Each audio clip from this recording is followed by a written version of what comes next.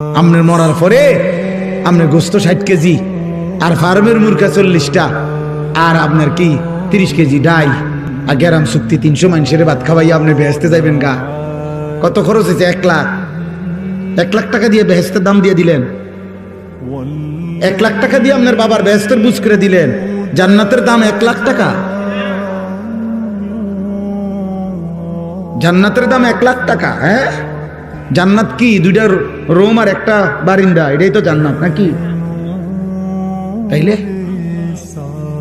বলেন, আপনারা বলেন। হযরত নূহ আলাইহিস সালামের কথা মনে করেন, কোরআন শরীফে আছে নূহ আলাইহিস সালাম আল্লাহর কাছে বলছে, মাওলা আজ 950 বছর আমি আপনার বান্দাদেরকে জাহান্নাম থেকে বাঁচাইতে চাইছি রে মাওলা। 950 বছর পরে আমার চোখের সামনে আমার ছেলেটা পানিতে ডুবে যাবে, জাহান্নামী হবে। আমি এটা কেমনে মানি মাওলা? আমি তো একদিন 2 দিন না রে মাওলা, গত 950 বছর আমি আপনার বান্দাদেরকে আপনার দিকে ডাকছি। আমার এই 950 বছরের মেহনতের বিনিময়ে আমার এই ছেলেটারে কি বাঁচান যায় না? আল্লাহ বলছেন না, আমি হেদায়েত দেব না। দিছেন?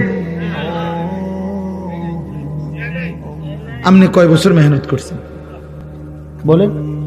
950 বছরের নবী নূহ। আল্লাহ বলছেন না, আমি ঈমান দেব না। তো দেয় নাই, দেয় না। ইউসুফ আলাইহিস সালাম 10 বছর বয়সে বাড়ি হারা, বাপ নাই, মা নাই, চাচা নাই, ফুফা নাই, কালু নাই, আত্মীয় নাই, স্বজন নাই।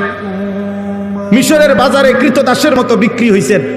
যেই বাড়িতে আশ্রয় পাইছেন ওরা পৌত্তলিক, ওরা মূর্তি পূজক। এই জুলাইখার স্বামী, এরা সবাই হলো কি মূর্তি পূজক, মুশরিক।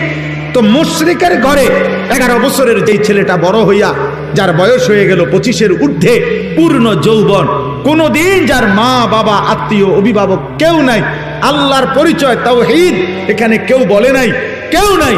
অথচ এই ঘরে বৈশা জুলাইখা যখন তাকে অসৎ কাজে ডাক দিছে, তিনি সবার আগে বলছে, মাআযাল্লাহ, আমি আমার আল্লাহর আশ্রয় চাই।